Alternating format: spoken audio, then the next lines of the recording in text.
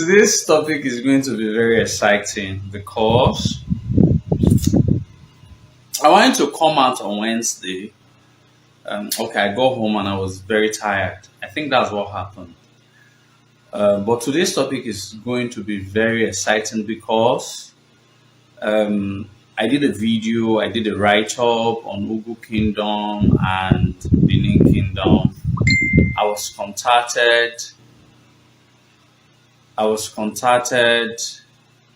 I was contacted by our people from Ugu, and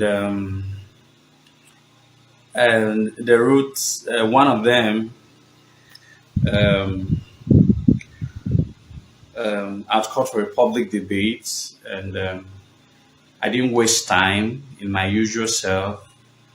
I asked him for date and time. I'm always available. All right. They also provided. Um, they also asked their questions. Okay. The roots. They sort of read through what the excerpts that I got from Dr. Aishan's work, and they gave their own reply. I'm going to be reading all their replies, and I'm going to be giving a counter reply. Um a lot of persons might be saying that, why am I having these people their time? Yes, I have to have their time because uh, so that they don't also become the problem that the Benin Kingdom will be facing in few years. So that I mean, Owazodina, as that historical narrative is just growing now, Izoduwa wants to quickly cut it. You know Owazodina. Izoduwa wants to quickly cut it. So, Megamu ke koma wo haredo e gbe.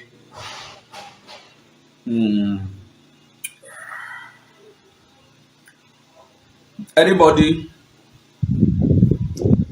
can say of your hand, but if you know me very well, you know that Meka deal with having man ni sobio ne abi ni so when my I will do so no my no no so we are going to cut, is otherwise going to cut some wrong historical narratives. The beauty is this. I quoted an excerpt from my mentor's work, late Dr. Aisha Hagosa's work. They have given their reply. Beautiful. I want to do a counter reply. I'm going to be reading all of their excerpts, all of their reply. Then I want to give a counter reply.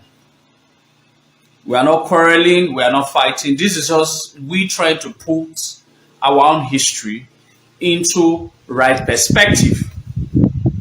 And that's what I love doing. So, I turn for now. Oloyi Dance Day is on us. So we have to now talk about it briefly before we can round up today's segment. I'm not going to be speaking so much from what I know about this. I'm going to be speaking from Dr. Aishan's book. I'm going to be speaking from Dr. Aishan's book directly. I'm going to be speaking from Dr. Aishan's book directly. So, I'm a marble.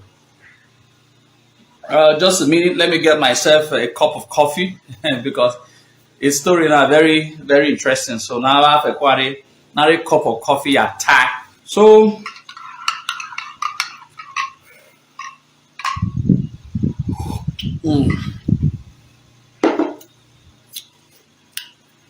I guess one.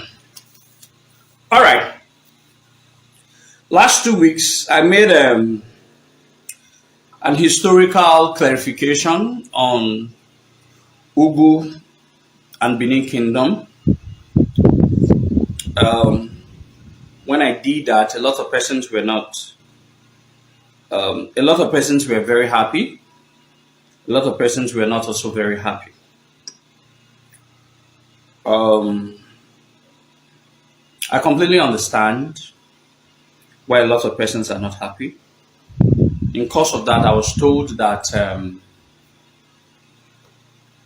they are getting ready for an historical debate. I'm very happy about that. God bless them. When I was told that they are going to debate me on, I had told them that they should give me time and dates. That was about 5, 6 days ago. I'm still waiting for them to give me time and date. Um, but before I was told that, um, probably one of their learned person did attempt to provide answers to the questions that some of the article and excerpts that I quoted from this book. Am I turning it upside down? Okay, like this. Okay, you guys can see it. Elegbe. All right.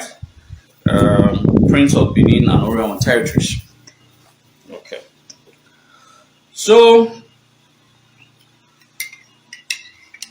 some questions were asked.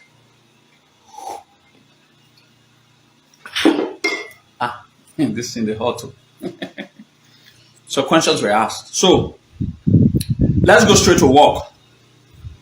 All right. For some of you who listened to my first teaching, okay, it will be a lot easier. All right. So, all right. Fact number one. There is about how many facts? There is about 20 facts. 20 facts. In these 20 facts, I'm going to be reading them word for word. If anybody wants, there's a reflection. If anybody wants it, I can make it available.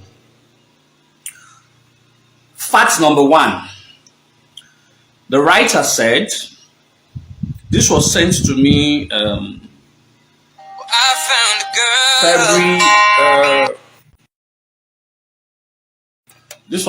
February 2nd.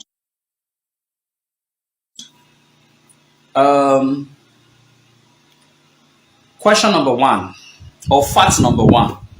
This, according to the person, he said, this is the story of Benin and not the perspective like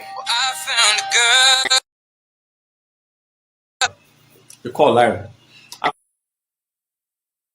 According to, sorry, call interruption. According to what I was posited, fact number one, the person said, this is the perspective, or this is the story of Benin and not the perspective of Ugu. So it therefore means that he is referring to what Dr. Aishen Ehagosa wrote as coming from Benin and not from Ugu. Okay. Who is Dr. Aishen Ehagosa? Like I said, Dr. Aishen Ehagosa is a man who is from the native of Oben. And Oben is in Ugu, present-day Ugu territories. Listen, the author of the book is from Ugu. The author of the book is from Ugu. And like I said, I have read all the books of Dr. Aishen Ehagosa, and he has never written any book by sentiment. He has never written any book by sentiment. He doesn't write book according to what people believe. He writes according to what he was informed of. And when they called for a debate, I'm going to make it very educating. I'm going to make the debate very lively when they eventually fix a day and a time. I'm going to make it very lively and very educative. How do I intend to do that? First, we are going to have 4 of us are going to be sitting to have that intellectual discussion. A representative from Umowu Nohwa, a representative from Umowu Nozwagbo, and a representative from Urewe. And I will now be a representative of late Dr. Aishen Ihagosa. This is how we're going to, this is how the ancestors say the debate should be. Someone will represent Umowu Nokwa, where the problem is coming from, where these people are quite very arrogant about this history. Another person will have to represent Umowu Nzwagbo. They should choose. I'm not going to make that choice. They should go and choose someone that really knows the story from Umowu Nzwagbo. They should also choose someone from Urewe. They should also choose someone from Urewe community. I will tell you why there must be a representative from these 2 communities, because when you want to know someone that is lying, you go to the very source of history. This is not about Izoduwa or Dr. Aishen Ihagosa. We have to be 3 communities that Nevina Mobo can historically, and I will tell you why. Is 1, Umowu Nzwagbo, which I've always said is the natural headquarters of the defunct, now extinct Ugu kingdom. Now, where the grace shifted from Umowu Nzwagbo to Umowu Nokwa, they will also have their own representative. Let them bring their own representative. Then we also now go to Urewe. Why Urewe became the administrative and the traditional headquarters. When all of these Ugu Enige wants to do a meeting of assemblage, they do it at Urewe. They must explain to us why, if they said that Umowu Nokwa takes precedence over every other territories in every other places in Ugu, then why do they hold meeting at Urewe? So we must bring someone from Urewe to also explain, because Urewe will give you history that Oba Enguda stayed at Urewe for years when he was planning the assault against Umowu Nzwagbo. So Urewe must also bring their own candidates. Then I will also be there. Then you people will get the true picture. If you hear the true picture from Umowu Nokwa, you're going to get lies. Don't listen to them. When you want to get the true story of what happened, all right, don't listen to them, because they are the one who is arrogant about the history. Now, they also said that we are Benin, we are being paid. So, you should not also listen to me. You should not also listen to Izoduwa. Don't listen to me. But who you need to listen to is someone from Urewe, who is from Ugu territories. Urewe is among communities that makes Ugu territories, and someone from Umowu Nzwagbo. Then, when Urewe tells their story, when Umowu Nzwagbo tells their story, when Umowu Nokwa tells their story, you make comparison and we'll get the truth. We'll get the truth. This is how we're going to do about it. A daughter, so we're not going to use only the amount, because they are the chief culprits. I've always been saying it. All right, you go to the foundation of the very story to get evidence. Umowu Nokwa is not the foundation of Ugu. The foundation of Ugu is Umowu Nzwagbo. It's the foundation of the history. All right, it is there we must go to find the truth, not Umowu Nokwa. Okay, let me proceed. That is on the debate. I'm still waiting for them to fix a day. And I agree. So this is my submission. So that I'm here matter they tell Dr. Aishen Ogi, because they have accused him that he wrote according to Benin that Ugu, that is not the perspective of Ugu. I'm saying it, Ugu does not have a perspective. The perspective that they are talking about is Umogunokwa perspective. It's not Ugu perspective. Because when you go to other villages in Ugu, they are going to give a different story from what Umogunokwa will give. It's just a man giving, it's overbearing, how do I say it? A child who is full of himself and thereby disrespecting every of his elders, because Umogunokwa historically is older than Umogunokwa. Historically. So we're going to read directly from Isen's work. Let me drink some coffee. All right. The fact number one that he said is, this is the story of Benin and not the perspective of Ugu. I've already answered that late Dr. Isen Ehago says from Ugu. So he's a scientist who based his work based on research and not based on hearsay. His findings. Let me read some certain things to some people here. Where the sources of his work on Elegbe, I think he spoke about it. His sources.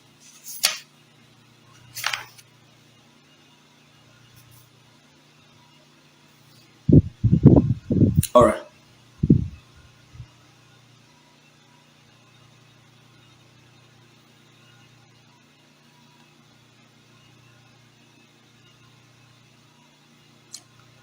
Now, these were his sources when he was writing this. He had quite a lot of sources before he put this together. Chief amongst these historians of the land, whom I had the good fortune to interact with, are the underlisted personages. My father, George Idemudia Aisien, the Ohansa of Holy Arosa, and the Ojonwe, who was then Ojonwe of Urban Village. His keenness to ensure that the past of the Edo people was not lost in the oblivion of unrecorded history, rubbed off on us his children, and set us on the path of documentation of aspects of the story of the land. His input pervade all of the aspects of the story narrated in this book. Chief Igbinedion Erobamie, the Obazelu of Benin, the elder son of the patriarchs of the Erobamie family, the Osuma of Obayaweka, and the Omada of Obavorami in pre-colonial Benin. Chief Ugala Galisin Osakwe, the Obasoge of Benin, and Eskion of the Dukedom of Ewesi village in Iyekoreon, told us a story of Elegbe, Prince of Benin, and his subsequent career as a monarch of the Ugu Kingdom, along with the stories of Elegbe's many Enige children in Ugu. Number 4, Chief Ogemonyi Uyigwe, the Enoge of Urban Village in Iyekoreon, told the story of Urban Village from the period of its founding by Chief Ogun to its destruction by Obaadolo. All right. Pa Agayere Uwadia of Igwelaba Village told the story of Igwelaba Village, and the Enoge of Urban, Chief Ogemonyi Uyigwe, told that of Ikobi. Then written sources. Chief Osayombo Senigero, the Ogisho dynasties. Number 2, intelligence report written by the British colonial officers administering the Benin division of the Benin province. Number 3, the newspaper article on Guardian on Saturday. Okay, well, I think we don't really need that. Okay. So these were about his sources. All right, these were about his sources.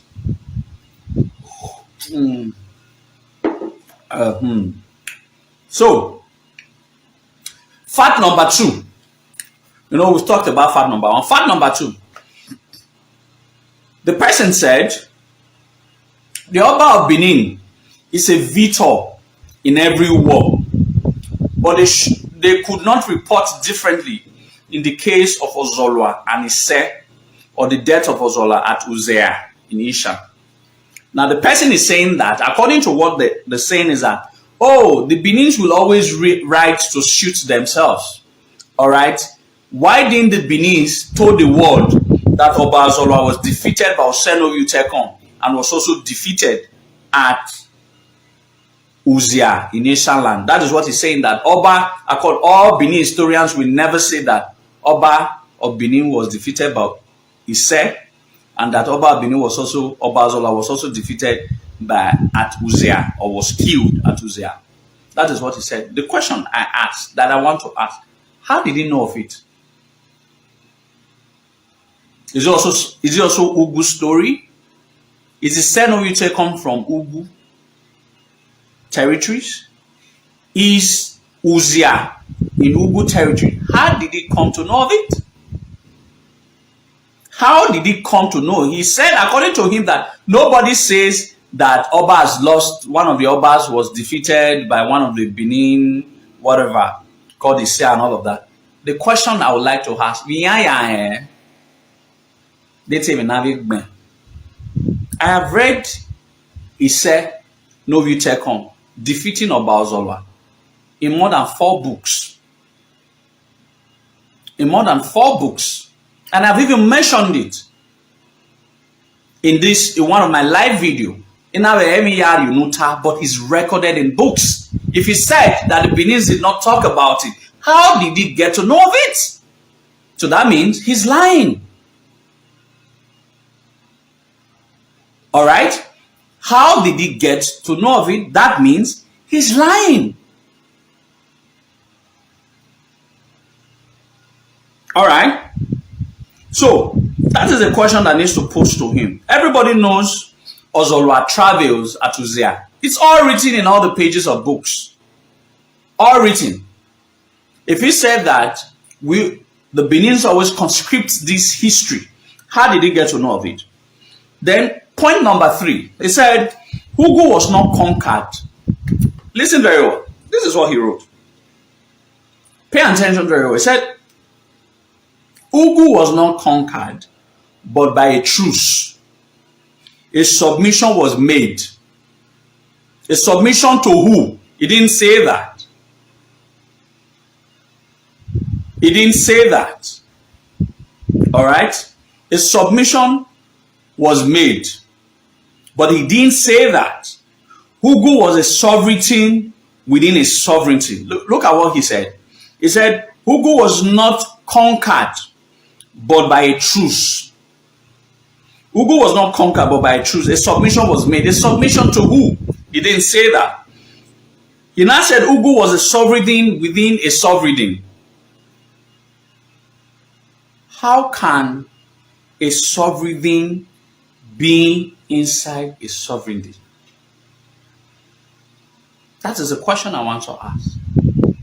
How can a sovereign nation exist inside another sovereign nation? It should answer the question, except he doesn't know what a sovereignty means.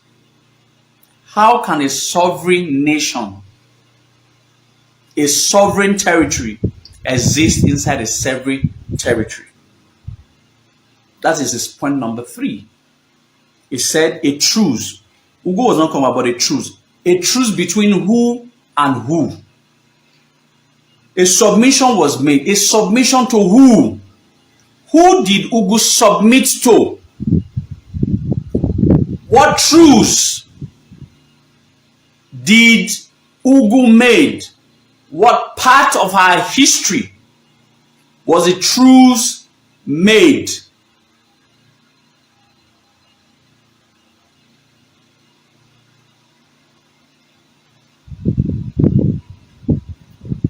All right?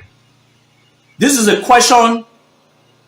This is a fact that they posited that they don't have question. They don't have answer for. They have not. It's not clear. Who did they make truce with? Who did they submit to? And how can a sovereignty exist inside another sovereignty? Because that is what he wrote. Fact number 3. I'm reading verbatim. Fact number 4. The fall, look at it. He sold himself out. The fall of Ugu Kingdom, he agreed that Ugu Kingdom has fallen. That is what I said. That Ugu Kingdom once existed, but no longer exists. Now, he said the fall of Ugu Kingdom, that means Ugu Kingdom no longer exists. It's just that they are too arrogant and too prideful. I don't know where that pride is coming from to agree to some existential thing. Look at what he said. The fall of Ugu Kingdom was because of the rivalry amongst brothers. Look at it. He's not saying that Ugu Kingdom fell.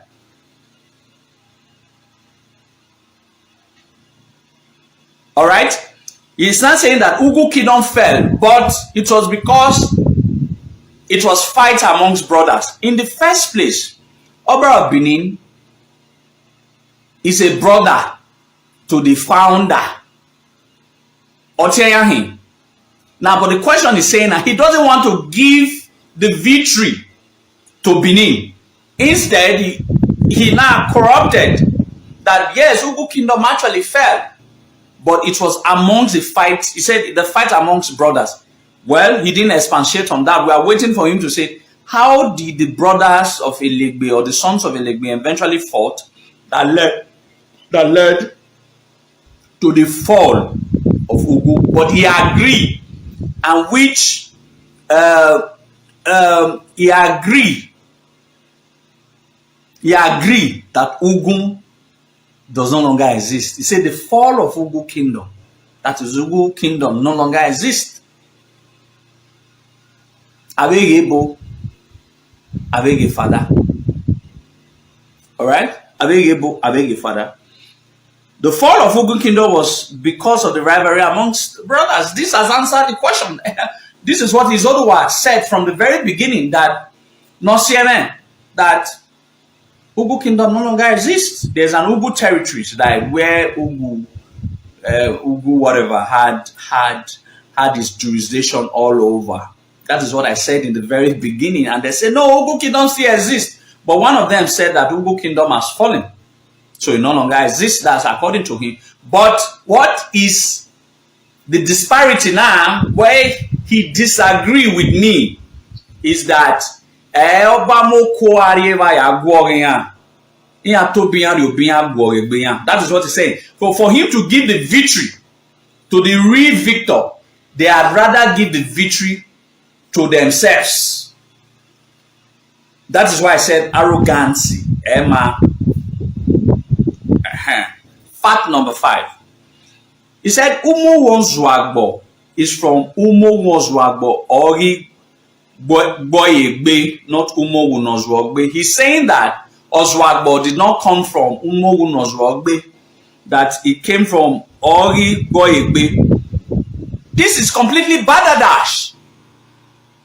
Completely badadash. He should give us, because when I proved that Umogun came from the term Nozwagbe, I gave an apocryphal story of an oha tree about to fall to destroy the palace, and which is a story that is still recorded, that is still remembered till date.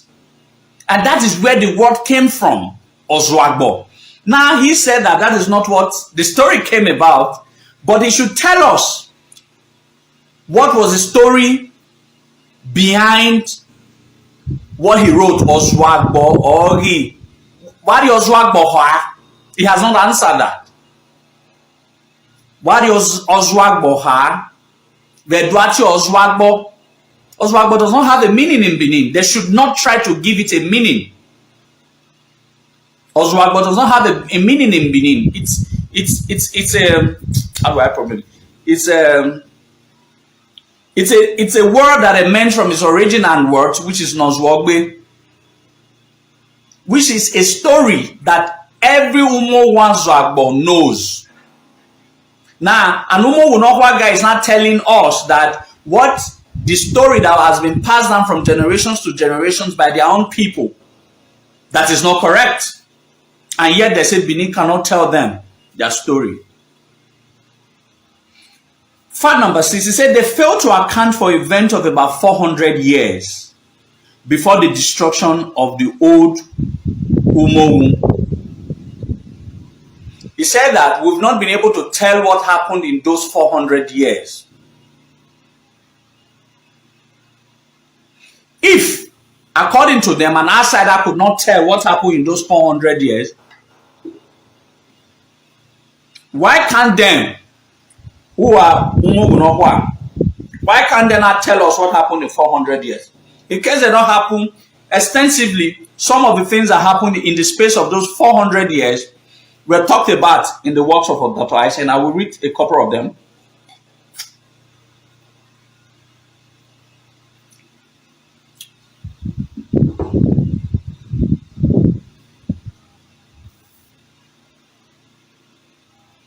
All right. Now, fact number 7, it said the present Umogun's Wago is not the same as the old Umogun, but some distance away they call Obodo, the desolate Umogo. Now, what he's saying is correct. The present Umogun's Wago, the present Umogun's Wago is not the actual place that the original Umogo was. He's very correct. It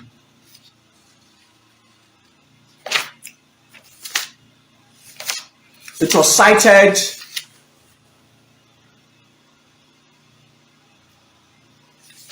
in the works of Dr. Imasuen. It was cited here. I'm trying to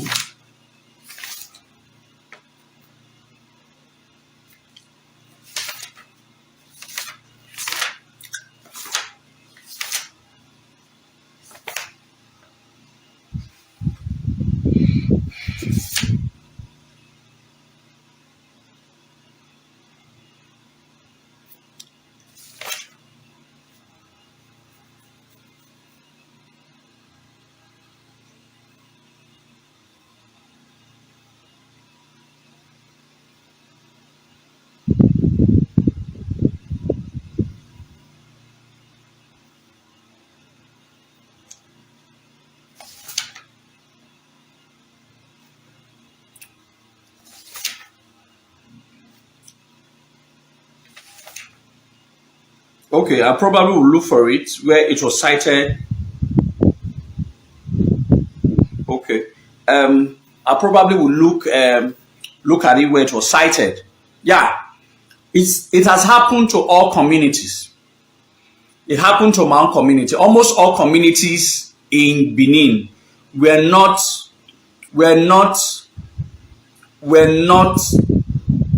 in their actual place. We're not in their actual place. For example, I'm from Igbekwe. When I was writing the story of Igbekwe, I realized that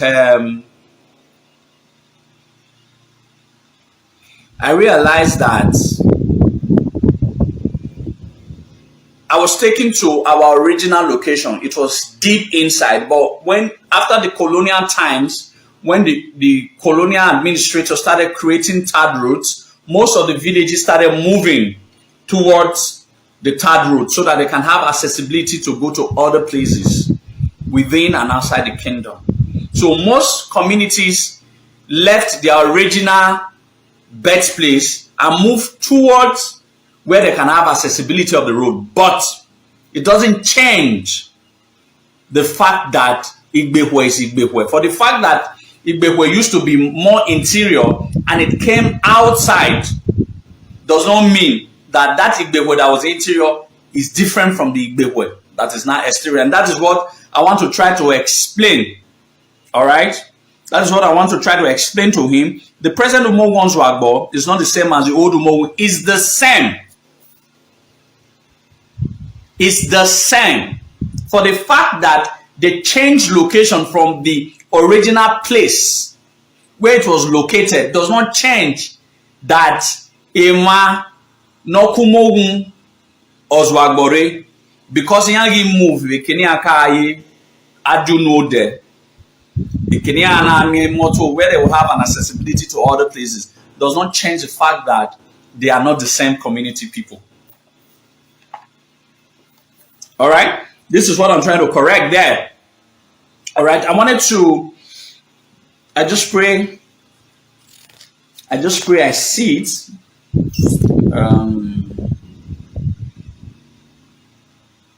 I should see it. It may. Now I want to read. There's some certain things I've not talked about. The two communities are different.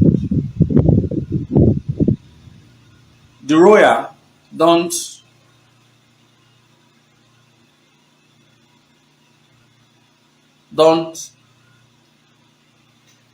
distract us, please. Otherwise, I will block you.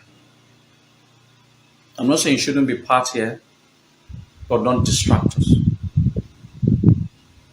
All right? Not true. My mother is from that village.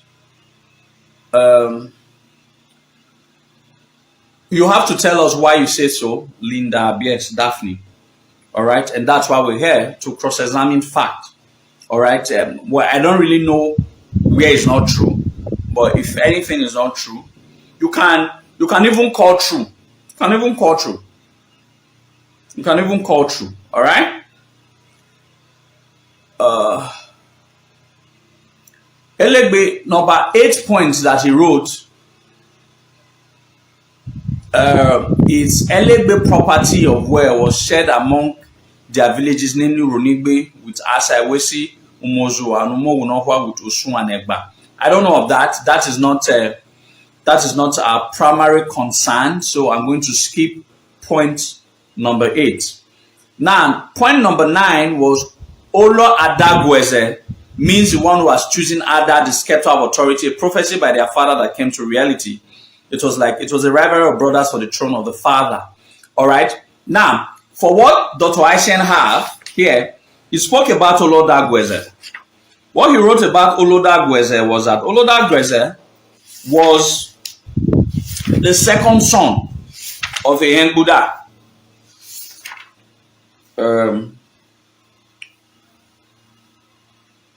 Okay, now I will read from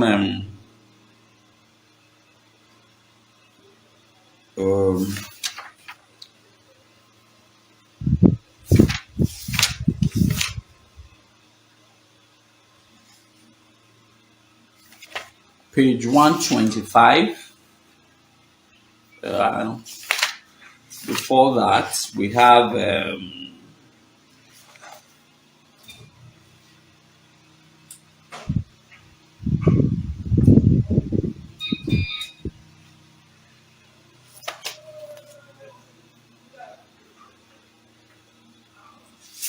Wabotao.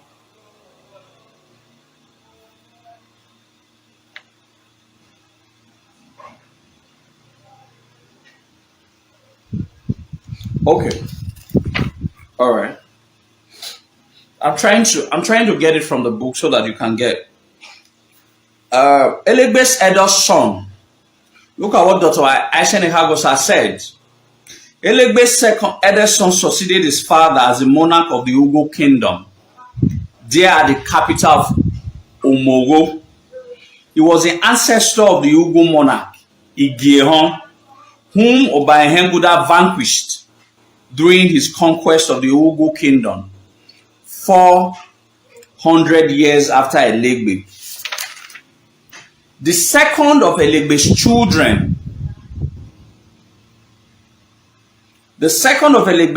was a Nogi who founded the town of Umowunohwa.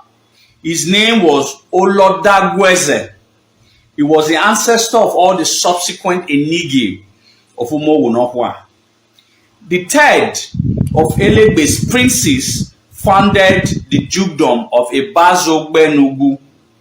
Since the last 250 years, Ibazogbenugu's voice has been rather muted in the Ekorion's affairs because the dukedom chose to ally herself with Ugoni Ekorion, her neighbor, in the Ugoni Ekorion's rebellion against Benin during the reign of Obaakengbuda. The crisis was one of the many fallouts of, I just don't want to go there. Now, the rebellions Ugoni Ekorion and her allies include Uboko, Nosote, and Ibazogbenugu villages were overcome by Benin. and it has taken the Ebazo Benugu's dukedom this long interval to climb slowly back into favor with Benin. Elegbe's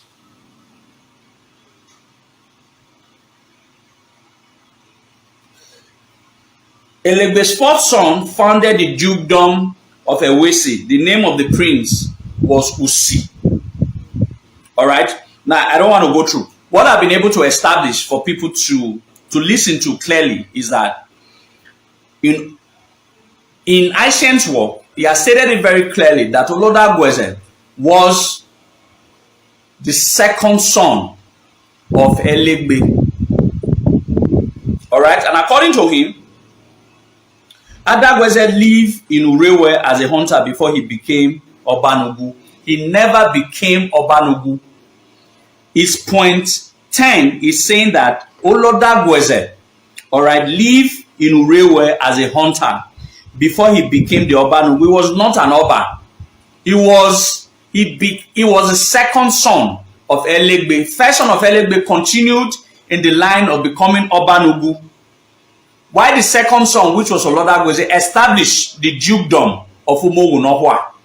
All right, so Olodagweze, as a patriarch of all the Enige, or the progenitor of all the Enige of Umogunohwa, was only the second son of Elegbe.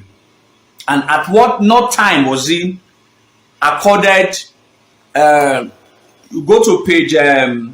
You can go to page 85. You go to the page 84. From 82, 83, 85. I was reading from 85 and page 86. All right, go to page 86. I'm currently at page 86. I don't want to read all of those other stories. Now, get it. I'm reading from the points that he has raised. Adagweze lives in Urewe as a hunter. All right. You know, I said Urewe is also a very powerful community for us to talk about. I'm going to give you the reason why Urewe is very powerful as the discourse proceeds.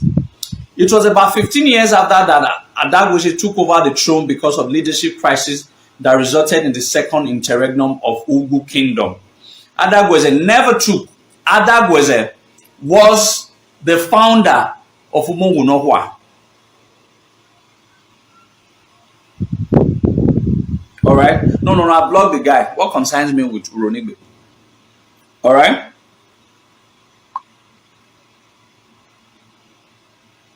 All right? Now, the question that he now said is fact number 12. He said, the destruction of the capital of Old Umogo was after the death of the 20th Oba Nugu. Maybe he's referring to the person Imasuen called Igehon, who at that time was the Enogie of Umogwanzagbo. Let me read it all to your hearing. What Dr. Imasuen said about Igehon.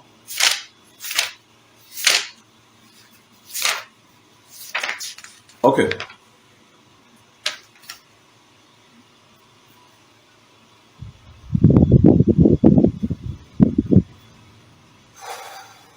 If you go to page 124, for you that is page 124, say Ugu monarch. The Ugu monarch, the king who was reigning in the capital, Umogo, at the time of Oba Ehengbuda's conquest of the kingdom, had a name which was written down as Igehon by the British colonial officials of the early decades of the 20th century. So there is an intelligent report for this. So it couldn't have been that, according to one of them, he said that the palace influenced Dr. Imasuen. There is an intelligent report on Ugu, which are projected that at the time that Oba Ehengbuda went to vanquish Ugu Kingdom, Ogie, Nowaro, his name was called Igehon. All right, and quite diligent into the histories of the people they were administering all over the Benin territory. They pulled their findings down in invaluable document which they call intelligence report. All right. Now he now said that another reason for Oba Ehengbuda must have decided, unlike his father Orobwa, he would keep his effort at the expansion of the Benin Kingdom, an empire nearer home. It was who finally conquered the Ugu Kingdom and re-assimilated Iyekorion into the greater Benin Kingdom, as pointed out earlier. Now listen, why Urewe is very important in this story. All right? Listen why Urewe is very important in this story.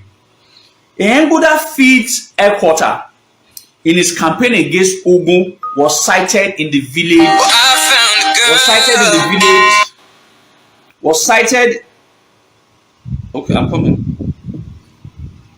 in the village of Urewe, and he stayed in this village for the long duration it took to bring the whole of Ugu to heel.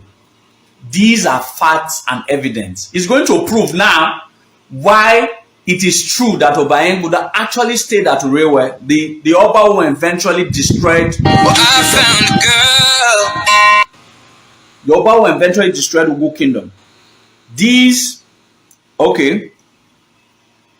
And because an Oba of Benin was in residence there, some of the essential attributes which are usually associated with the residence, the palace of the Oba of Benin, were put in place at Urewe.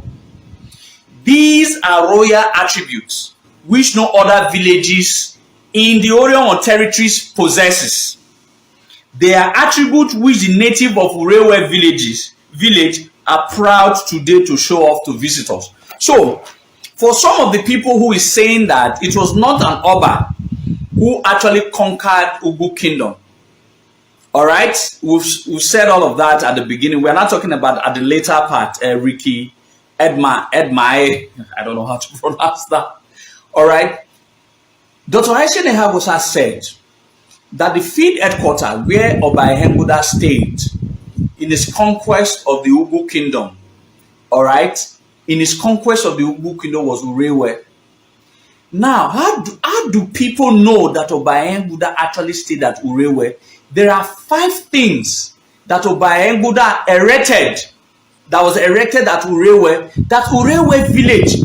I'm sure that there are some people who came from Urewe community can testify to these 5 things that I'm going to list, which is not found anywhere else in any community in Orono till date.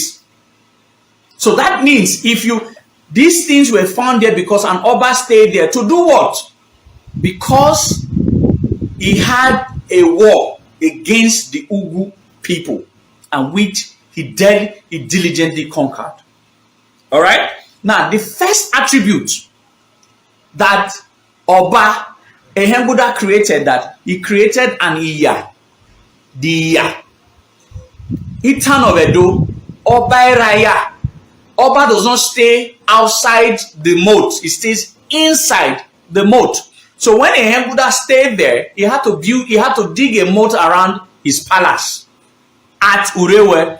The Iya. No lega Urewe or Yerewa. The Ehembuda Tono or Yerewa. That is 1. Number 2 is Ihan. I'm going to read what an Ihan means now from the book. Number 3 is Inyanto Oge Ehembuda. Inyanto Oge Ehembuda. That is number 3. Number 4, Egun Oge Ehembuda. That is number 4. Egun Oge Ehembuda. Then number 5 is Eki Oge Ehembuda. Let's now go to what he said about these things. The Iya. There is a moat, an Iya, in a Urewe village built around the field headquarters, the abode of Ehembuda, during the campaign against the Ugu Kingdom. The moat was in imitation of the moat in Benin City, where the ethos had developed that the Oba's palace, place of domicile, that is, his palace, must be located within a defensive moat system. Oba Raya. The Oba does not live outside the confines of a moat system. The moat system is found girdling no other habitation in Ugu but Urewe village. An Urewe person can testify to that. Number 2, facts that prove that Oba Ehembuda actually strategized from Urewe to defeat the Ugu people. All right. The number 2 is the Ihan. Within the confines of the moat complex in Urewe, Ihembuda had his abode, and in the premises he dug an Ihan. As in the Benin Palace, the Ihan was a deep well dug in each Urageroba quadrangle in the Benin Palace for the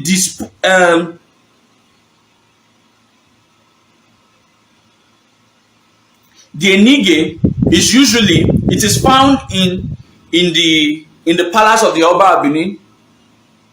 It is found in the palace of the Oba of Benin. You know, Fabio Di Guello. Well, I don't dwell on insult. If you have a contrary opinion against Izoduwa, you prove it instead of being childish and very ignorant. All right. And so I will block you because you don't have the right. All right. So Ihan is one of it. The fact, therefore, that there is an Ihan Urewe village. All right. The fact that, therefore, don't worry, just let him. I blocked him. The fact, therefore, that there was an Ihan in Urewe village, a habitation which does not even have an enogi, can only mean that the village was sometime in history once the abode of an Oba of Benin. Number 3 is the Inyanto Ihembuda. Urewe village also has the Inyanto Ihembuda, the Inyanto of Oba Ihembuda. Inyanto is an ihimi tree used as a boundary marker, the function which survey beacons observe in modern times. The ihimi tree is therefore an ownership totem. All right? The ownership totem of a hamlet or village to inhabitants of the hamlet, of a hamlet of a village to the inhabitants of the hamlet or village. In this instance, it is referred to as Inyato, the land ownership shrine, particularizing the ownership of the habitation to a particular group or individual. An Inyanto ihimi tree of a hamlet or other habitation was always planted only on the authority of the overall owner of the territory in which the hamlet was sited. That is the enogi of the dukedom. This had to be done before the hamlet could be domesticated by the habitation. It's only, all right, it's only the Omanonyaewo or Meba Binyatoni will be able to construct. The Inyanto at Urewe is called Inyante Ihembuda. Only Ihembuda had a ownership claim of Urewe and every other territories. That is what Aishen is explaining. Then the last one was the 4th item pointed out in Urewe by the proud inhabitants. An item also intimately associated by Ihembuda's sojourn there is the Egun Ihembuda, or by Ihembuda's bathroom complex. The Egun Ihembuda was a section of the Iwegwai, the living quarters in the feed palace built for the monarch when he was resident at Urewe. In the living quarters of the Egun, where all the sun, where at sunrise the monarch had his bath, bathing with the protective and empowering herbal liquid in the Osun medicine pot prepared and tended by the royal Ewese guide. All right, Eke Ihembuda. There is a 5th item in Urewe named after Oba Ihembuda. It is Eke Ihembuda, Oba Ihembuda's market. A regular characteristic of the presence of the palace. The residence of the monarch of a kingdom and a seat of government is the presence nearby of a market, the emporium where the buying and the selling and all of that. Okay, so I've been able to prove right here, right now, that there are 5 things that are found at. There are 5 things that are located. There are 5 things that are located at Urewe that shows that Oba Ihembuda actually stayed at Urewe and domiciled there for a while in his conquest. All right. in his conquest to eliminate the Ugu territories, all right, or the Ugu kingdom. These facts are there. Now, there's a particular aspect I would like to read.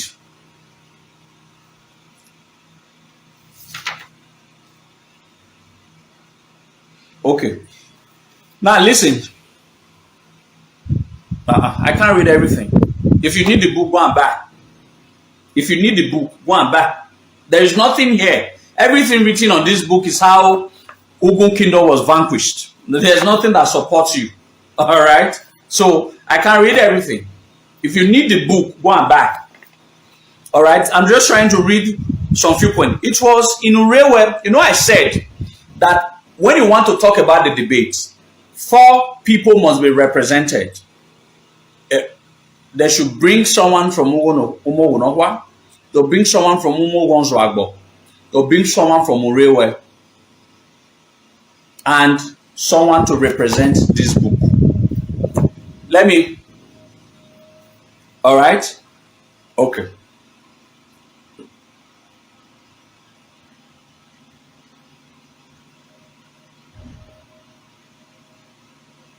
Okay. Idemurianiki, I agree. I don't know anything about Ugu Kingdom. Can you leave us? You are not the only person from Ugu Kingdom. All right, except you are saying that Ugu Kingdom is Umo Wunokwa. I know you are not intelligent to know the implication of saying that you don't know anything about Ugu, except you guys have localized Ugu Kingdom to be owned only by Umo Wunokwa. If every other villages were part of Umo Wunokwa, were part of Ugu Kingdom, that is, if the entire Orion, all right, was part of Ugu Kingdom, as it is true, it therefore means that I am also from the defunct Ugu Kingdom, because I am from Orion. Anybody who is from Orion, therefore means that he or she came from the defunct, all right, came from the defunct Ugu Kingdom. So the same rights that you have, that you think you know about Ugu Kingdom, the same rights is Izoduwa. You came from Ugu Kingdom, defunct, extinct Ugu Kingdom. I also came from there. All right. So let me read this. Let me see why. Let me tell you the lie of the Umo Wunokwa. Look at what is documented here. It was in Urewe that all the other Ugu Enige submitted to Obaehen Buddha. Listen very well. Why Enose and Nana do it equal? You remember I said that what if Umo Wunokwa people are claiming supremacy and all of that? That's in ask them this question. Why is it that Ahadwiko no kind Ugu kingdom Urewe anawe? They might lie about it, but let me tell you why it is being done at Urewe. It's done at Urewe because Obahen Buddha was stationed at Urewe. And look at what furtherly happened at Urewe that made Urewe a sort of an administrative headquarter of the defunct Ugu kingdom. It was in Urewe that all other Ugu Enigi submitted to Obahen Buddha and accepted the overlordship of Benin City. It was there that all these Enige collectively attended to Ehen Buddha until he returned to Benin. All right? Until he returned to Benin. No, you can call him direct. Until he returned to Benin. It was there in Urewe that Ehen Buddha formally revoked the strictures placed by Benin on the Ugu territories. Strictures which were usually placed by Benin on hostile territory. All right? Which conquest had been decided upon. Has been decided on, and it was there on the same day that the Enogi of Umo Wunokwa claimed. All right? It was there on the same day that the Enogi of Umo Wunokwa claimed on behalf of the whole of Ugu territories immunity from future hostilities. All right? By Benin. Therefore, after Ehen Buddha's return to Benin, Urewe village became the permissible the permissible meeting place for all the Ugwu Enige, since they could no longer congregate at the original Ugwu kingdom now regarded as enemy territory by Benin. This habit of using the railway as a location where the whole of Ugwu congregated whenever it was necessary became established. And it continued up to the colonial times in the 20th century.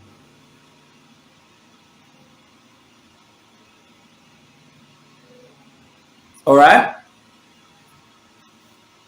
For instance, when a native cult was proposed for the heartland of the Ugwu territories in the 1940s, all right, it was sited at a railway village where all the dukedoms of Ugwu transacted their judicial matters.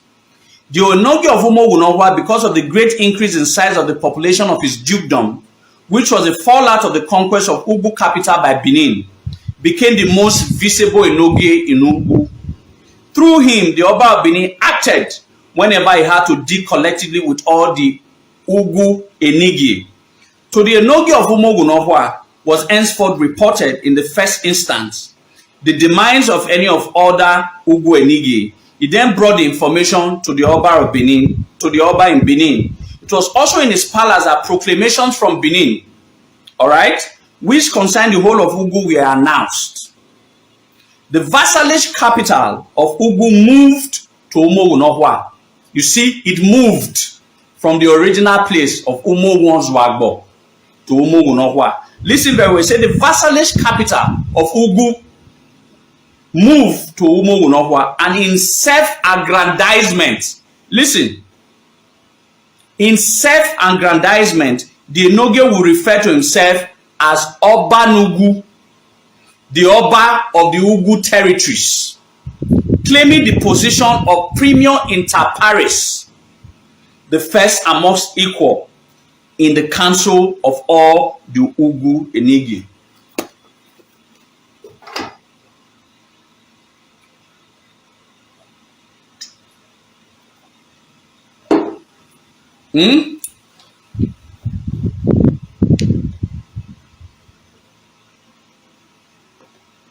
Oh, okay. The guy fell come from no, all of them they use all of them they use fake. It doesn't concern me. Well, I've established I found a girl.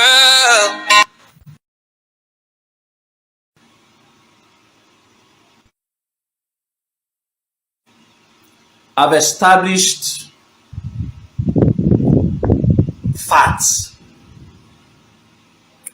written and documented by late Dr. Aisha Nehagosa. Unfortunately, all of these ignorant, arrogant people don't even have a credit of a book to their name.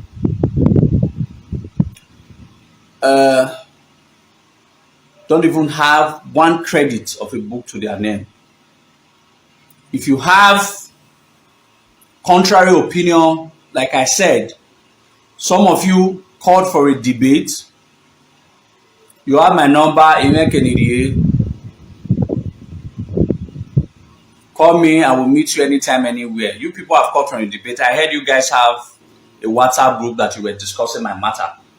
If you know me, maybe a lot of you people don't know me. If you know me, man, I'm not scared of debates. I'm made for it. All right? I'm made for it. All right?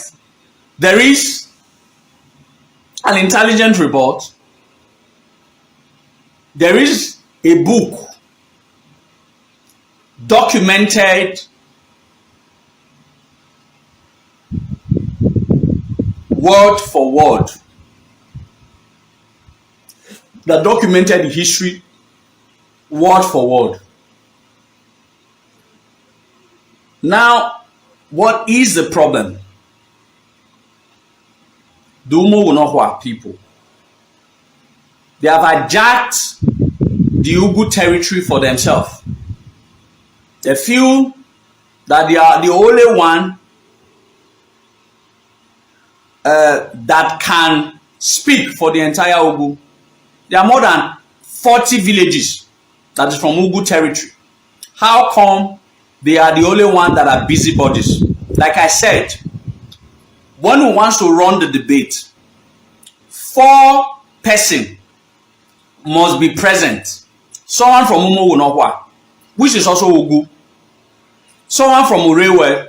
I have explained why someone from Urewe has to be there, because it was that Urewe that Obohenguda stayed. It is from there that he planned the strategy. And there are 5 things that Obohenguda erected at Urewe when he was there that is still there. Urewe sons and daughters can testify to that.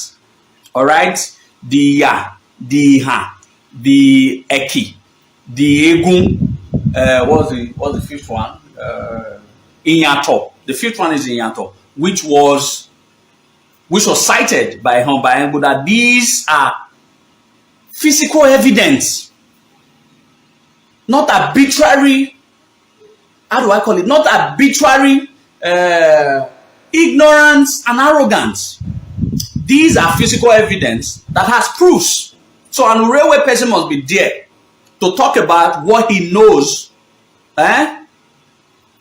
All right, what he knows about the Ugu. Then someone from Umu, which is the original headquarter. Umowu is the fake headquarter of Ugu. They are claiming, they are taking the glory. I've said it before and I'm saying it again. All right. In their own defense, they are saying that the original Umowu Ozwagbo is no longer in existence. Who said it's no longer in existence? If you were in point A and you move to point B, then you now be saying that because you move to point B, you are no longer in existence. Yes. They have moved from point A to point B, but it doesn't disclaim that they are not in existence. All right, this is not about arrogance. The only thing that Nobwa people have been saying since 2-3 weeks is that you don't know anything. You are wrong. You are foolish. You are stupid. That's the only thing they have been saying, that the Benin people have contorted the lies, but they don't have any contrary fact to prove. Like I said some of them who initially came up with this arrogance when they called me online, I told them that you are from Umu Wunokwa. He said yes. Do you want to know the truth? He said yes. We are all Benins. Abi, even this Elegbo we are talking about, they said yes. I said, call someone from Umu Wonzwagbo. You are from Umu Wunokwa. Those guys in Umu Wunokwa, they don't tell the truth. They are arrogant. And some of them are saying that late Dr. Eisenhower Gosa lied. Wanema finish a primary 1. He's saying that someone who is a trained medical doctor, that is 4 of his children are trained medical doctors in US. He was one of the earliest trained medical doctors of Benin extract. University of London. A trained medical surgeon, a scientist par excellence, that has one of the biggest hospitals at that time in Benin State, Izoduwa. Then you, normal year primary 5, medo you where ye, normal Emiropa. You that is 30 years old, normal Emiropa, the man you where ye, Oman, that died at the age of at the age of 19. Then who is a trained medical doctor par excellence? All right, a trained medical doctor par excellence, and who also came from Ugu territory, from Oben. They have an history linked to Ewesi. They have an history linked to Oben. His great-grandfather Erunse founded Ewonogbon. A community called Ewonogbon was founded by his great-grandfather Erunse. Erunse gave birth to Aishen. Aishen gave birth to Idemudia, and Idemudia gave birth to Ehagosa. It was that Erunse, Isien's father, all right, that Erunse that was Isien's father that founded Ebonogbon, and it's partly from Ewesi. And at one point in time, so all their history revolves around the Ugu territories. They were not me, not my Miropa. They will not say Izoduwa should not believe you and believe a scholar like late Dr. Isene Hagosa.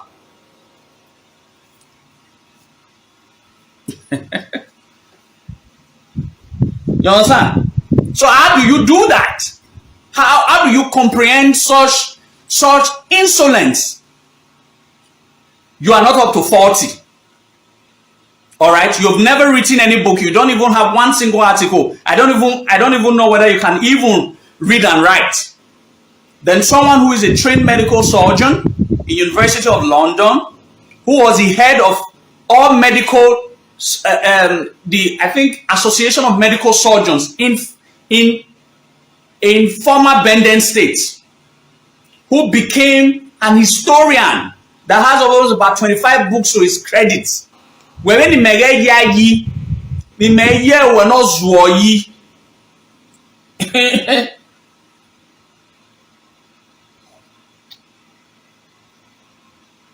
Of course.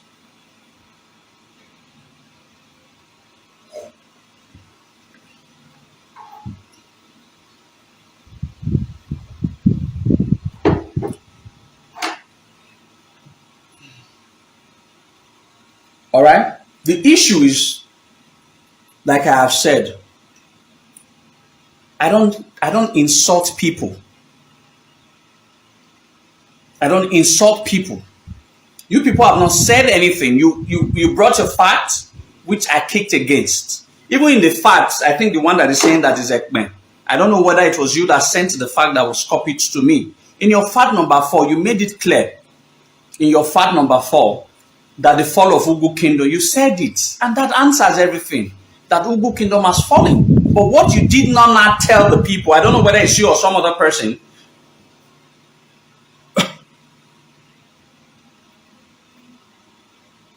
all right? You understand? So, what you did not say is that how did he fall? You try to give the credit out of arrogance to saying that it was as a result of the imbroglio, the infighting between the sons. And in one of your facts, I remember you were trying to say that, I think I remember I read,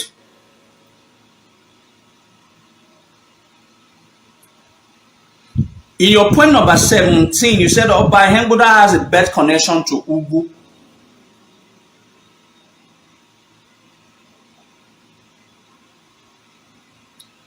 No, he doesn't. How?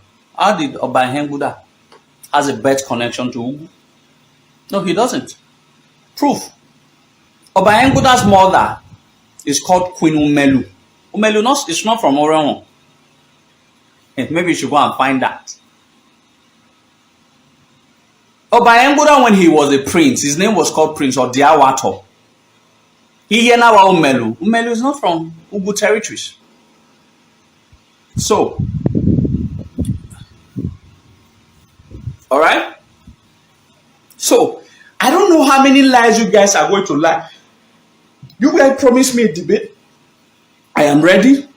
But I said on the condition, I gave a condition because I don't want us to be arguing front and back. Because I thought if you say a lie, even if not be lie, I don't want us to be arguing front and back.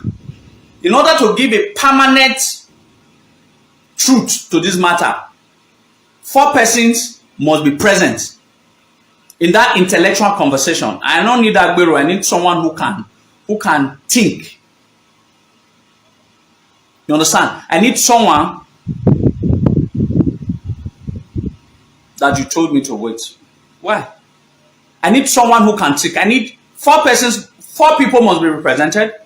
A representative from Umugunokwa, a representative from Urewe, and a representative from Umu Wagbo, then and me.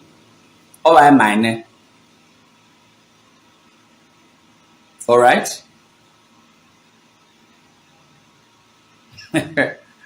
No. Please. What I'm avoiding, I'm trying to put our history straight, get it clear.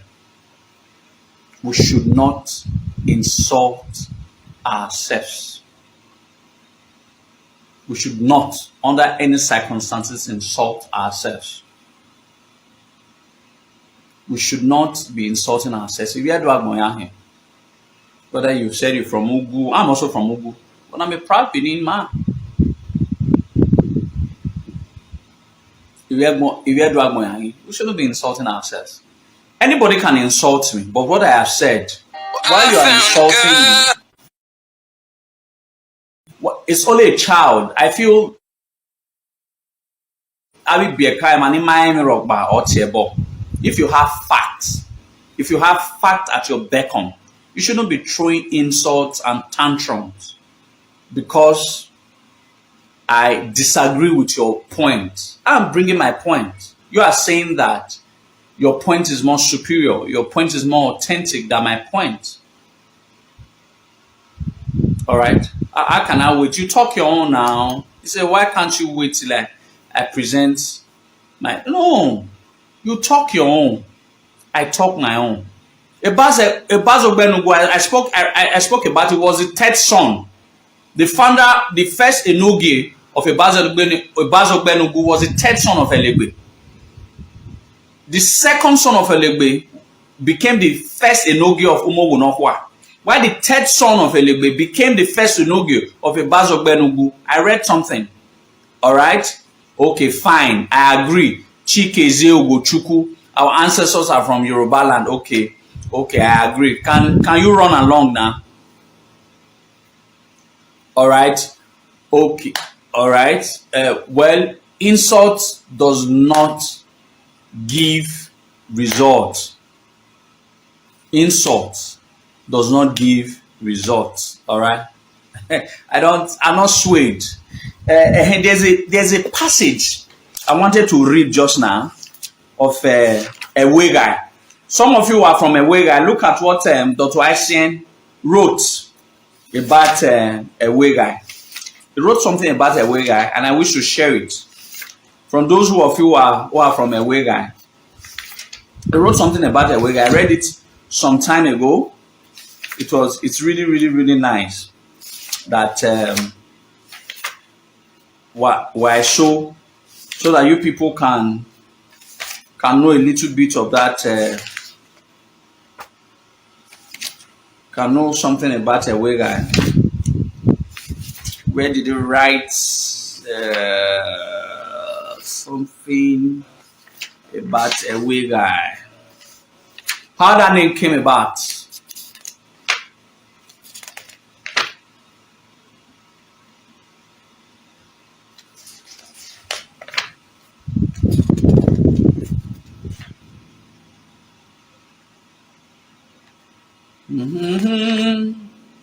Okay.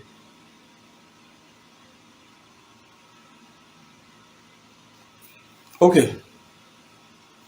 Oh, that is your village. Okay. All right, let me read something about her way, guys. So, you see, since you are here, as Elegbe trekked back home from his boundary demarcation exercise with the Agbo ruler, he stomped his toes on some roots, outcroppings along the path. He sustained a severe and incapacitating injury to the toes of his unshorn feet, which temporarily halted further homeward progress towards Umowo. The party therefore built a camp where they stayed until Elegbe's injuries healed sufficiently to enable him resume the journey home. Elegbe later installed one of his sons as the Duke of this convalescent settlement, a settlement which came into being as a fallout of the land-sharing exercise with Agbo. The settlement was named Ugiegai. Listen very well, Temen. Was named Ugiegai. All right? A creation resulting from a sharing ceremony. Later, the word Ugie was replaced with the word Ewo. town or settlement to give the present a guy born by the dukedom. So what Dr. Eisen here in this saying, if you start from the beginning, was saying that there was a sort of a boundary dispute between Elegbe territory and Agbo. So eventually it was settled. There was a ceremony na yaga utoni. Ikenana do gieni anati ewa ugiega. Along the line, all right. Along the line, Anna do change her from Ugi to Ewo.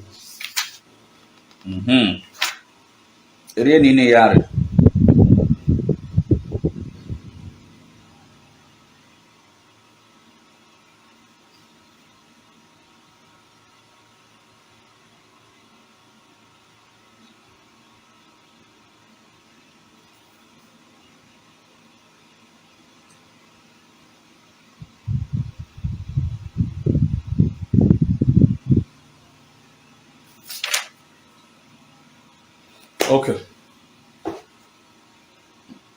Why this one they cry now? What you say here on Aggie?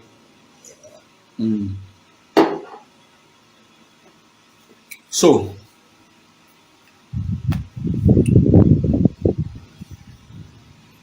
anyway,